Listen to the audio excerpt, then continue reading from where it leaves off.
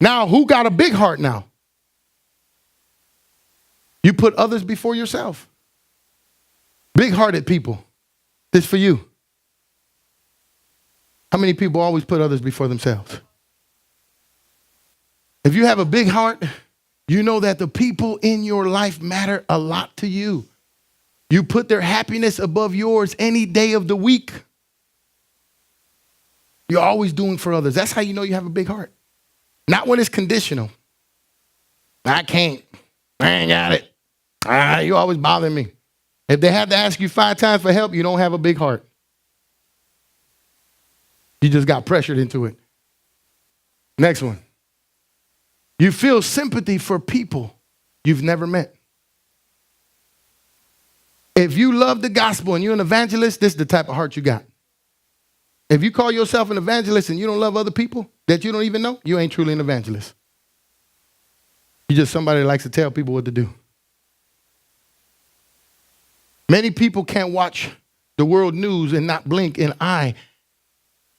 And each time you hear someone in pain, you ache for them. You ache for other people.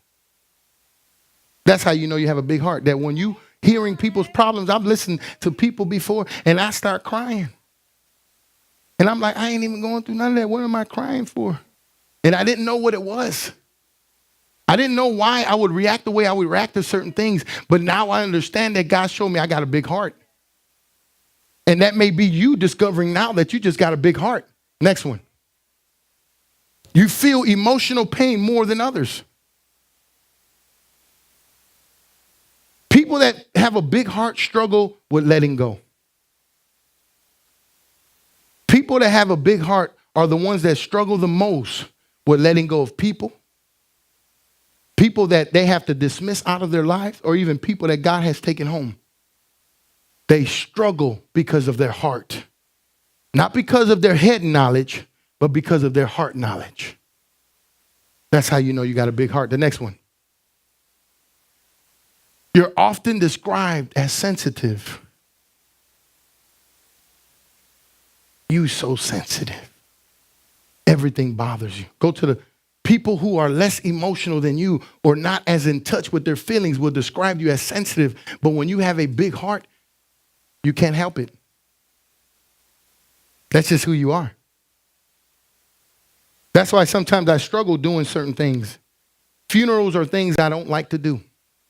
And you can ask anybody that knows me, knows I don't like. You know why? Because for whatever reason, I feel like if I'm the one going through it. So when I see big-hearted people can pray people through anything now, because big-hearted people are intercessors. If you're an intercessor, your heart is just like this. It's wide open. So your heart is going to pray for people like if it was you. You can't help it. Next one. You forgive people easily. You forgive people easily. You don't see the sense in holding a grudge.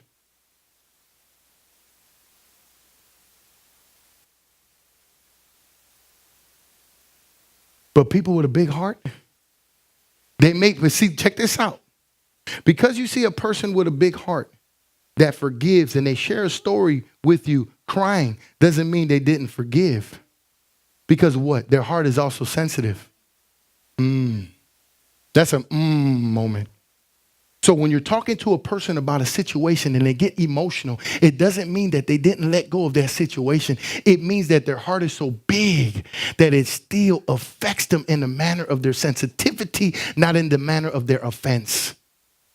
Husbands, get this. Maybe you'll know what kind of wife you got. I ain't hear too many amens. I should have heard amen. You're right, Pastor. She right next to you, man. Come on now. You got to get this because we see our wives sensitive in certain areas. Sometimes you have to see what kind of heart they got. Maybe this is the type of heart they got. Don't mean that they're holding on to their seed. This is what the Lord is teaching me because the enemy will have you believing that you're holding on to stuff that you done let go because of the type of heart you got.